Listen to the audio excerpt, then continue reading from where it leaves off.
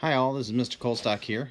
This is my first attempt at doing a video lesson with all of you, so bear with me.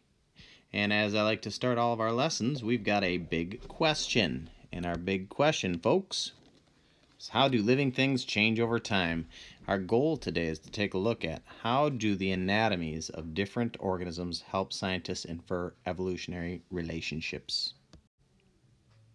So here's the scenario that's going to guide us through some of the activities that we're going to do here virtually. So the scenario is you are a biologist studying the different anatomies of different kinds of vertebrate animals. You know that the animal kingdom is broken into two types of animals: invertebrates, animals without a backbone, and vertebrates, animals with a backbone. So you and your team of scientists are going to be reconstructing the skeletons of common vertebrates in order to study the similarities and differences in the skeletal structures of these organisms. Today you are examining the limbs of a human, dog, bird, and whale. You know they're all in the animal kingdom, the chordate phylum, and that humans, dogs, and whales are in the mammal class. As you examine these limbs, you and the team begin to wonder what the limb anatomies can tell you about the relationships among these vertebrates. So, just a quick review here. A variation, remember, is when individuals in the population have different traits. And remember that variations come from sexual reproduction. So, adaptation, another thing we've talked about, are these inherited traits that improve the organism's chance of survival. And this leads to genetic diversity, a different genetic combination of the gene pool, and that produces variations. So what we're looking at here, folks, is called evolution. And there's a lot of confusion about what evolution is. So if we look at what we've been doing, we've really been focused on something called microevolution. So that's where we see that organisms have variations, and we see that these variations can change over time due to all sorts of environmental circumstances. And this can lead to small-scale changes within a species over time, so that you get a species that doesn't look necessarily the same over the course of many years, but it has changes within the allele frequencies. So what we're taking a look at now, however, is macroevolution. And so that's where scientists are trying to take a look at, well, how do new species arise? And hey, this is something we're still trying to understand, but we're going to take a look at how we can figure out how linked things are by evolutionary relationships using something called cladograms.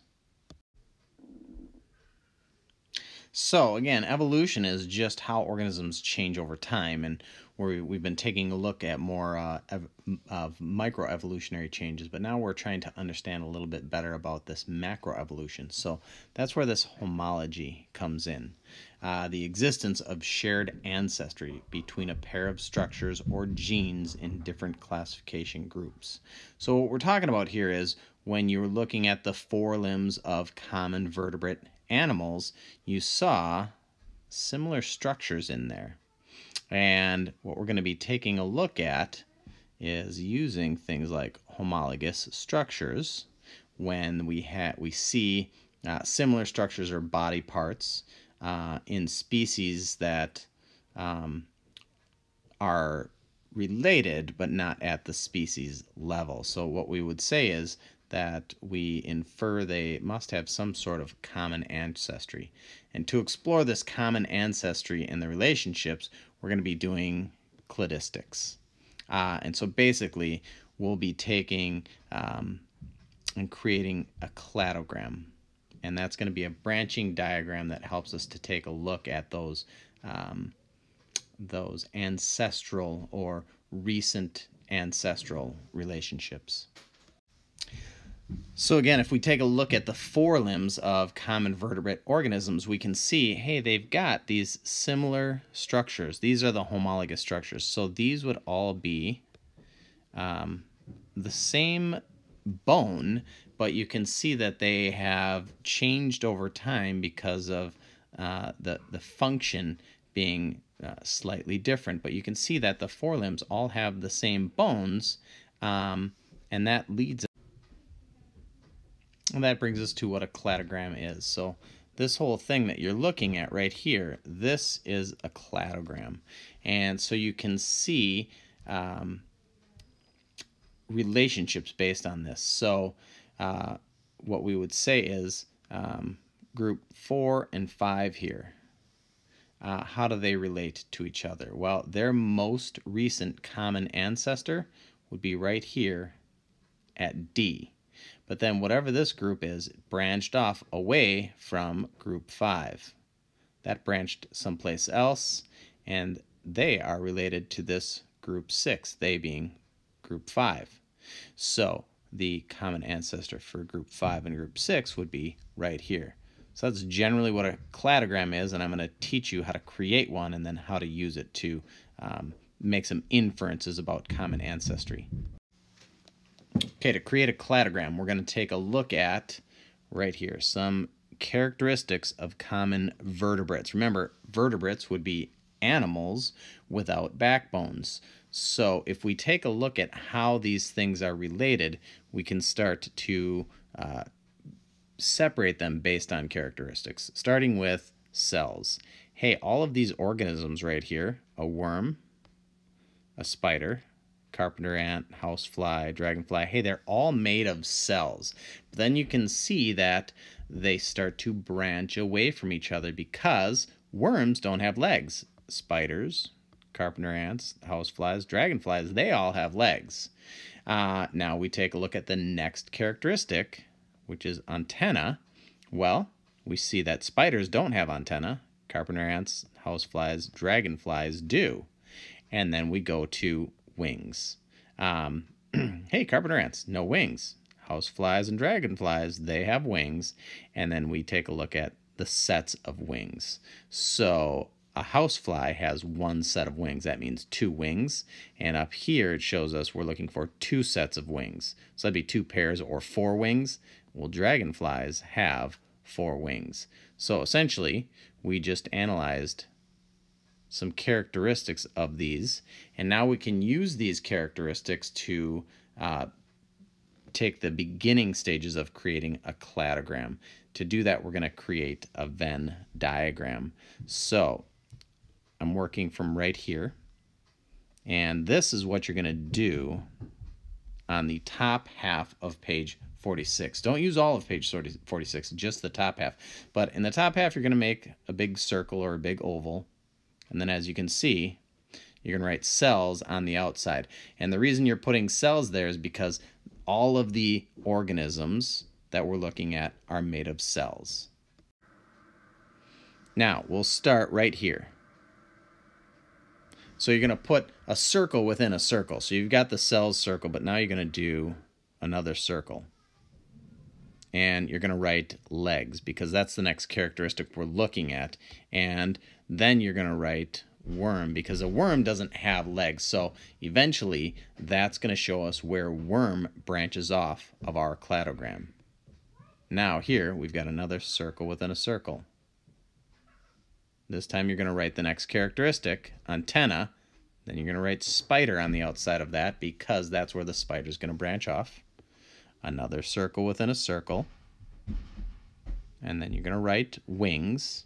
Carpenter ants are going to branch off after that. And then finally, we've got a circle within a circle. 2 sets of wings is the characteristic. Houseflies are going to branch off before that. Okay, so now we can create our cladogram.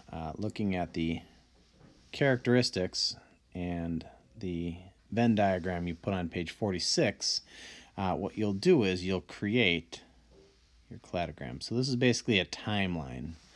You want to draw one of those, and then what we're going to do is we're going to list the first characteristic on this timeline. So it would be cells if we're looking here, and cells if we're looking at our Venn diagram. So right here, that would be cells.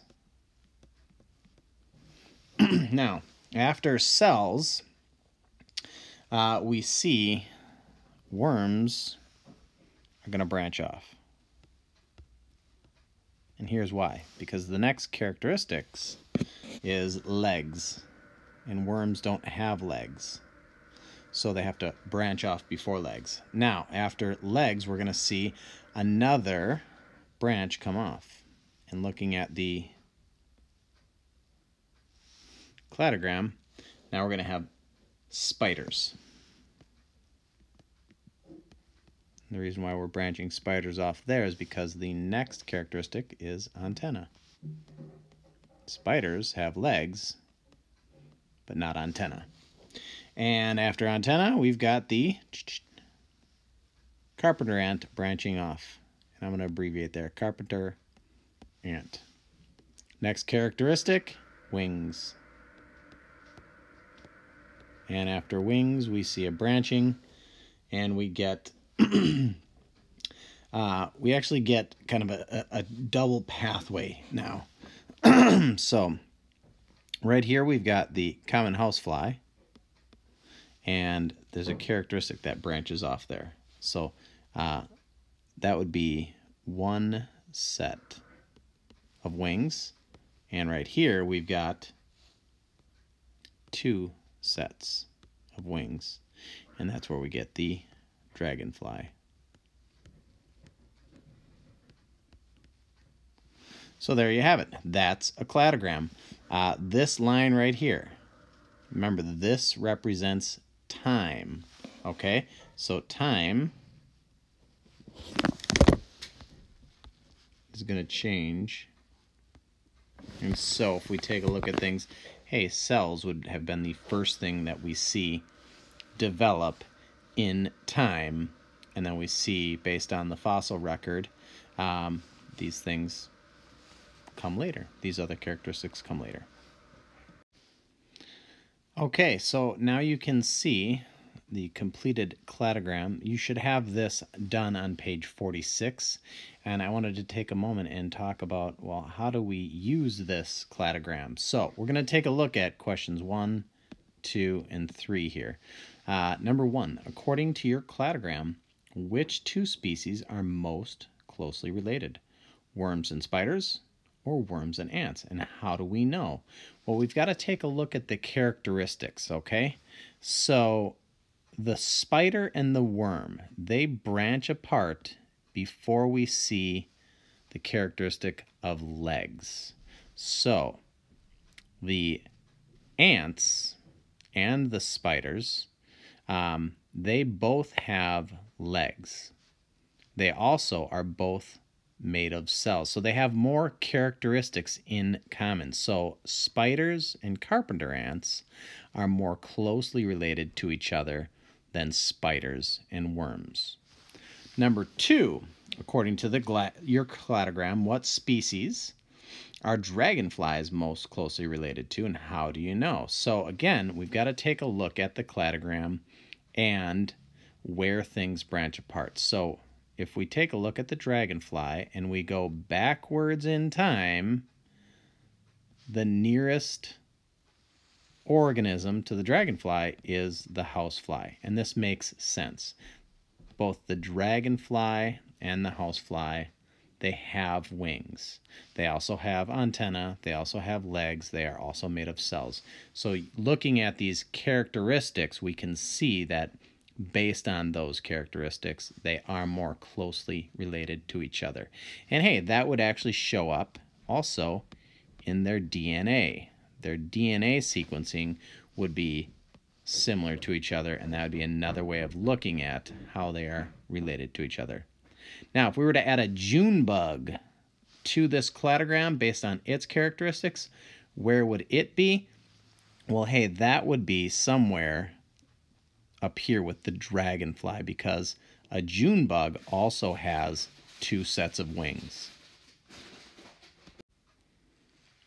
I thought I would end this cladogram lesson by bringing us back to the checklist. So, looking at the checklist, you should have already done these two things, the notes and then the comparative anatomy inquiry activity. That's where you actually did the comparisons of the forelimbs of some common vertebrate animals. What we just did together in this lesson was right here, 2.5 on the way to proficiency. So you should have this done on page 46 of your science notebook. It goes along with the notes, which are on page 47. So if you've got this done, either developing, or if you're doing this lesson, hey, then you'd have this done as well. You can look for ways to submit these in Schoology. I've decided to just open up, instead of you checking in like normal in class with the checklist, I'm just opening up the assignments. And so once you're checked off on these two things, you'll see something called developing in Schoology. Once you've got this done, hey, I'll put it in Schoology as 2.5. And this interpreting cladograms practice. And I have not yet, but I will be linking in this and this. And so you'll see things happening in Schoology. Things will be opening up. And I am available for questions via email for now. And I'm working on some other formats for you folks to ask questions. And I'm also working on different formats to give you good feedback. So, hey, thanks for those of you that are engaging in these lessons. And stay healthy and safe. Mr. C, out.